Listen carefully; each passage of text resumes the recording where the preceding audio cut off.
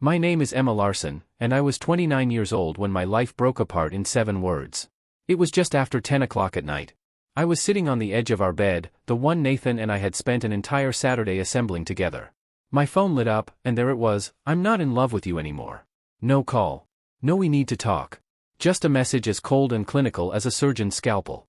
It felt like a drive-by shooting of the heart. I stared at it once, twice. My thumbs hovered over the keyboard, aching to send 100 angry, desperate replies.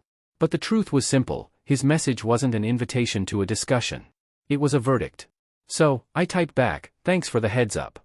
Then I set my phone to airplane mode and dropped it on the nightstand.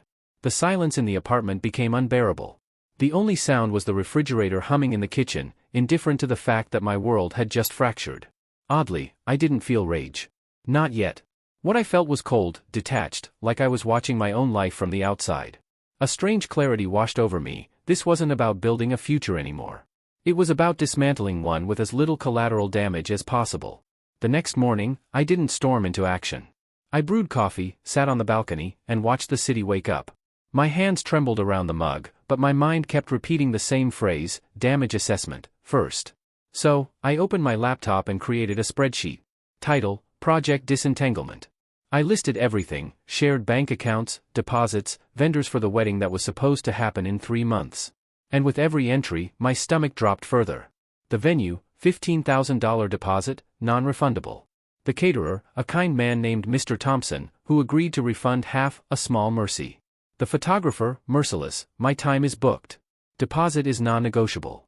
The florist, apologetic but firm: "Too close to the date." By the end of the week, the total loss stood just over $28,000. My money. I had insisted on paying for everything, a gesture of love, security, partnership. Now it felt like the punchline of a cruel joke. I packed my things first: clothes, books, work equipment. It took 2 days. Nathan's belongings I left untouched. Vindictiveness didn't interest me. Closure did. The engagement ring, a custom design I'd thought symbolized forever, I carried to a jeweler. He offered me about 30% of what I paid. I slid it across the counter without a word. The money wasn't the point. Erasing the symbol was. The dress was harder. A $7,000 gown hanging in our closet like a ghost of the future. I took photos, close-ups of the lace, the shimmer of the fabric, and listed it on a wedding resale site. Title: Custom gown, never worn. Fiancé had a change of heart. Maybe it would sell, maybe not, but at least it was no longer just hanging there, haunting me. And finally, the apartment. Our lease carried a hefty break fee. When I called the landlord, he didn't sugarcoat things: "Find someone to take over immediately, and I'll waive it. Otherwise, you're paying out." So, the hunt for a new tenant began. And all the while, Nathan's silence stretched like a noose until the text started: "Can we talk? You're being so dramatic. My parents are worried. Don't make this worse." The sheer entitlement was the only thing sharp enough to cut through my numbness. He had detonated our life together, and yet somehow I was the one being dramatic. I saved each message into a folder marked Nathan. Something told me I might need proof later. And then, just as I was trying to hold the pieces of my life together, the phone rang. His father: "Richard, Emma, darling." His voice oozed false concern. "I know Nathan can be impulsive, but you two need to talk this through. A real woman doesn't run away from a little pre-wedding jitters." I ended the call without a word. My hands were shaking, but not from sadness anymore. For the first time since that 7-word text, I felt the faintest spark of something else. Not grief, not love, anger. And that was when I realized Nathan's message had only been the opening shot. The real battle was just beginning. The first thing I sold wasn't the dress. It wasn't the ring either. It was the idea of us. Every item I touched in that apartment was proof of a promise Nathan had already broken. The engagement ring had been easy enough, cold metal pawned at a fraction of its worth. The dress was harder, but at least it could serve someone else's dream. But the apartment, that was the real anchor. I spent 3 days interviewing prospective tenants, a couple of students, a young professional with wide eyes who clearly couldn't afford the rent. Finally, I found them: James and Lily, newlyweds, eager and relieved to find a ready-to-move-in place. They signed within a week. The relief I felt was almost physical, like unclenching a fist I hadn't realized I'd been holding. That's when Nathan's text shifted tone: "You can't just shut me out, Emma. We need closure. Don't be so cold. My dad says you're handling this poorly." Every word dripped with the same breathtaking arrogance, as if I had broken off the engagement, as if I had humiliated him in front of both families. One night, he even tried humor: "Still have my blue hoodie?" Keep it. It looks better on you. I didn't respond. Not to him. Not to any of it. I simply dragged each message into the Nathan folder and filed it away like evidence in a trial that hadn't started yet. Then came the phone call from Richard again. His voice was firmer this time, less honey, more steel. Emma, enough of this nonsense. You've embarrassed us long enough. Nathan made a mistake. He admits it. A real woman forgives pre-wedding jitters. Do you want to be remembered as vindictive? Is that the reputation you're aiming for? The audacity nearly made me laugh. Nearly. Instead, I said nothing, just silence. Let him hear the void. And then I hung up. That night, sitting on the bare mattress, our bed already dismantled and boxed, I stared out at the city lights and whispered to myself, I'm not the one who should be ashamed. The dismantling wasn't just physical. It was emotional. Every cut I made, canceling a deposit, packing a box, listing an item online, was me severing another tie. But the more I pulled away, the more Nathan tried to pull me back. It started with pleading, we need to talk. Don't do this to us. Then guilt, my mom can't sleep. You owe our families an explanation. And finally, anger, this is not how a mature adult handles things. You're acting irrational. The irony of being called irrational by a man who ended our engagement with a single text wasn't lost on me. Still, I ignored him. I focused on logistics. One by one, the threads tying me to Nathan were cut. But then, just as I was breathing again, a new thread arrived, this time, not from Nathan, but from his father. Richard left me a voicemail that night, his tone sharp, almost venomous. You can't run away from responsibility, Emma. You left Nathan in a mess, without a home, without support. If you think you can just walk away, you're mistaken. We will pursue this legally if we must. You owe him. Remember that. I replayed it twice, my jaw clenched tighter each time. And in that moment, I realized Nathan's betrayal wasn't just about a broken heart. It was about power, control, ownership. His family wasn't going to let me go without a fight. The dismantling of my life had just reached its second phase. And the next strike, I suspected, wouldn't come through a text. It would come pounding at my door. It was a Saturday afternoon when the knock came, not at my apartment, but at my brother Daniel's place, where I'd been crashing until the lease was settled. Daniel's voice carried through the phone when he called, low and sharp, Emma, you need to get here now. They're outside. My blood ran cold. By the time I pulled up to his house, my stomach was twisted into knots. And there they were, Nathan and his father, Richard, standing on the sidewalk like they owned the place. Daniel was at the door, arms folded, blocking their way. The second Nathan spotted me, his expression shifted, eyes wet, shoulders slumped, playing the victim. Emma, he said, voice cracking on my name, your brother won't let us in. I stood my ground at the bottom of the driveway. Because you weren't invited. Richard took a step forward, jaw tight, his voice booming with rehearsed outrage. This is appalling, Emma. You've humiliated our family. One impulsive mistake, and you're ready to destroy everything. Do you know what people are saying about you? That you've lost your mind? My laugh came out brutal, hollow. Ending an engagement with a midnight text isn't a mistake. It's a decision. Or was the mistake that you got caught, Nathan? For a flicker, just a flicker, I saw it. Guilt. A flash of something raw in Nathan's eyes before it hardened into indignation. What's that supposed to mean? He snapped, too quickly. I didn't have proof. Not yet. Only the gut-deep certainty that I'm not in love with you anymore wasn't the full story. But proof or not, the outcome was the same. It means we're done, I said flatly. Richard's face flushed crimson. He made one mistake, and you're throwing his entire life away. Do you have any idea what this will do to our family's reputation? There it was again, the word reputation. It wasn't about Nathan's choices or my pain. It was about appearances, about saving face. Nathan's voice broke into a whine, desperate now. I can't afford a new place on my own right away, Emma, and I can't move everything myself. You have to help me. I shook my head, heart hammering but voice steady. No, Nathan. I don't. You're an adult. This is the direct consequence of your choice. I turned toward the door, but Richard's voice snapped after me like a whip. We'll speak to our lawyer. You can't just abandon him like this. The threat was so absurd, I almost laughed. Almost. But instead, I went inside, shut the door, and let the silence swallow their shouts.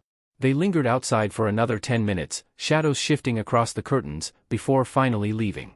The next day, I hired a moving company to pack the rest of Nathan's belongings. I even paid for the first month of a storage unit and mailed the key to Richard's office via certified mail. Clean, decisive. I thought that would be the end of it.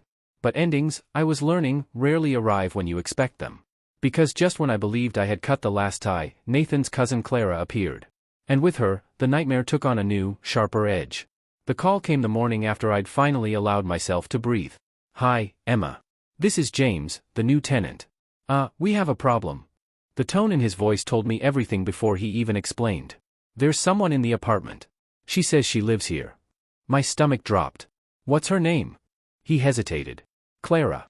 She says she's Nathan's cousin." I closed my eyes. The name alone was enough to make my pulse spike. Clara, Nathan's cousin, the perennial couch surfer of the family, the one who never had a place of her own but always had an excuse. It all clicked at once, the untouched boxes, the way Nathan had dragged his feet about clearing his stuff. He hadn't moved out at all. He'd moved Clara in. I hung up with James, hands trembling, and called my lawyer, Rachel. She listened quietly, then let out a slow whistle. "Oh, she didn't," Rachel muttered. "That's an illegal sublet, Emma. And worse, if Clara's living there, she's established residency. The police won't intervene without a court order. You'll need to start a formal eviction." It felt surreal, like falling into a trap I hadn't even known was set. Clara refused to answer the door for the process server. It took 3 attempts before the notice could even be posted and certified as delivered. Days bled into weeks while James and Lily, the young couple who had trusted me, were stuck paying rent for a place they couldn't live in. I covered their hotel costs, my sense of responsibility wouldn't let me do otherwise, but every bill was like a new cut, draining me dry. Nathan's cowardice was costing me thousands again. And then came the emails. Richard wrote first, his words dripping with righteous indignation. "I hear you're trying to evict my niece, who is only protecting Nathan's belongings. Your harassment of our family has gone too far. Our lawyer has informed us we have a strong case against you for emotional and financial damages inflicted on Nathan." I almost dropped my laptop from laughing. Emotional damages, from a man who ended an engagement via text. But Rachel's advice was firm: don't respond. Every message they send you is evidence. Let them bury themselves. So I stayed silent. And the silence made me dangerous. Because while they schemed, Rachel dug deeper. One evening, she called, her voice alight with the thrill of discovery. "Emma, you'll want to see this. Clara's social media. She's been bragging about her new apartment. She even posted screenshots of a text exchange with Nathan. He agreed to let her stay there for $500 cash a month, under the table. Keep it on the down low," his words. My chest went hot, fury pulsing in waves. Nathan hadn't just abandoned me. He was profiting off my pain, renting out an apartment he no longer had the legal right to. I saved the screenshots, every post, every word. Proof. And for the first time in weeks, the fear in my stomach gave way to something sharper: resolve. Nathan thought he'd trapped me in his mess. But all he'd done was hand me the rope to hang him with. I used to think heartbreak was the worst pain a person could endure. I was wrong. Heartbreak is sharp, fast, it cuts you open in one clean strike. What Nathan and his family were doing to me now was a slow grind, 1,000 paper cuts that bled me dry. Every day was a new email, a new demand. Richard's tone shifted from condescending to openly hostile. "Nathan deserves financial assistance while he looks for a new place. You left him with nothing. If you refuse, we'll see you in court." Then another: "Cease your harassment of Clara. She is safeguarding Nathan's things. Your unlawful actions are causing immense stress to our family." I read them once, saved them into the folder labeled Nathan plus Richard, and let them rot there like spoiled fruit. Meanwhile, Clara dug her heels deeper into my apartment. She ignored the quit notice. She ignored the follow-ups. She posted online about how her new landlord was a flake and how she had scored the best deal in the city. I wanted to scream, to storm into the apartment and drag her out by the wrist. But Rachel's words echoed like a mantra: do not contact them. Do not give them the ammunition they want. This is now a legal matter. So I bit my tongue and wrote checks instead, checks for James and Lily's hotel, for Rachel's legal fees, for court filing costs. Every dollar felt like a stone piled on my chest. But then Rachel called one evening, her tone sharp with restrained triumph. "Emma, we've got them." She'd found Clara's private posts, photos of the apartment, captions bragging about paying only $500 a month, and the clincher, a screenshot of Nathan's text: "Stay as long as you want. Just keep it on the down low." The words hit me like a punch, confirmation of what I'd suspected all along. This wasn't incompetence. It was collusion. Rachel's voice broke through my rage. "This is rental fraud, Emma. He had no legal right to sublet. They've buried themselves." For the first time in weeks, I exhaled without my chest aching. Proof. Hard, undeniable proof. But relief didn't erase exhaustion. Nights stretched long, filled with whispered thoughts that clawed at me in the dark. You loved him once. You built a future with him. How did it come to this? How did the man who once promised forever become the man scheming to bleed you dry? Sometimes, when I closed my eyes, I'd still see him as he was, laughing with me over burnt pancakes, holding my hand on late walks, whispering plans for the life we'd never live. And then I'd see the text again. 7 words that reduced me from partner to problem. I wanted to hate him. God, I wanted it to be that simple. But what I felt was worse, grief tangled with fury. A love story curdled into a war. The court date loomed, each day dragging me closer. I couldn't stop replaying how it would go, what Nathan would say, what Richard would accuse me of, what Clara would claim. But beneath all the fear and fatigue, a quiet steel had settled inside me. They thought they could crush me with entitlement and threats. They thought silence meant weakness. But I wasn't breaking. I was gathering. And soon, in a courtroom under harsh fluorescent lights, all their schemes would be dragged into the open. The maze was almost over. And at the end of it, a reckoning waited. The courthouse smelled faintly of disinfectant and stale coffee. My palms were damp against the manila folder Rachel had instructed me to carry. Inside, months of emails, invoices, certified letters, and most damning of all, the screenshots of Nathan's deal with Clara.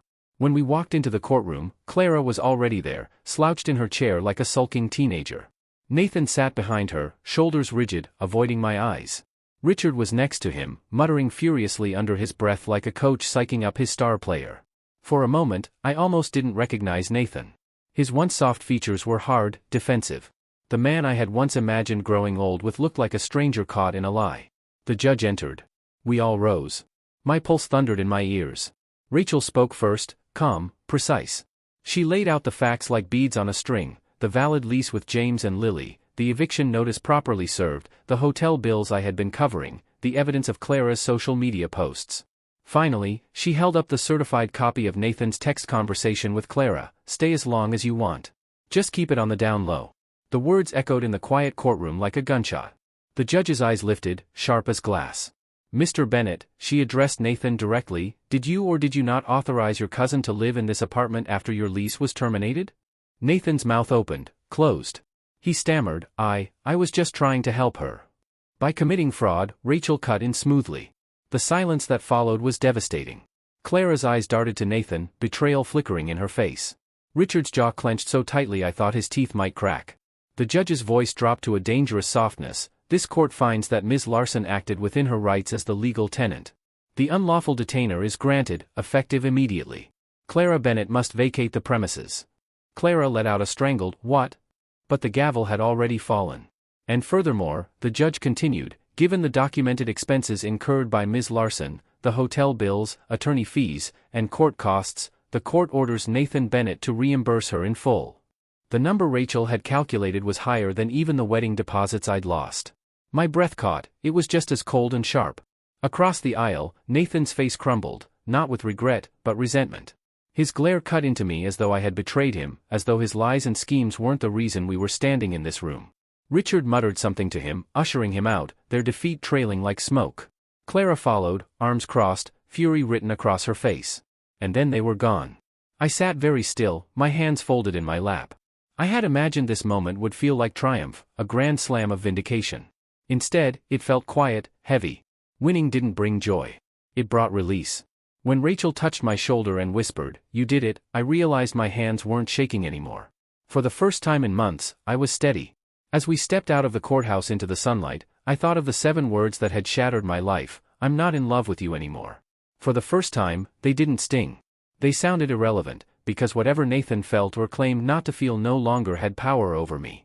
After the courtroom, I expected my life to snap back into place like a bone reset after a fracture. But healing isn't instant. It's slow, tender, and sometimes achingly quiet. I moved into a new apartment across town, smaller, simpler. I sold most of the furniture I'd put in storage, unwilling to drag remnants of my old life into this one. Every empty corner was a reminder that I was starting from scratch. And for the first time, that didn't scare me. Daniel, my brother, my anchor, took me on a weekend trip to the mountains. We hiked until our lungs burned, drank cheap wine under the stars, and sat in silence that felt sacred. On the last night, he nudged me and said, "You look lighter, Emma, like you finally set something down." Maybe I had. Weeks blurred into months.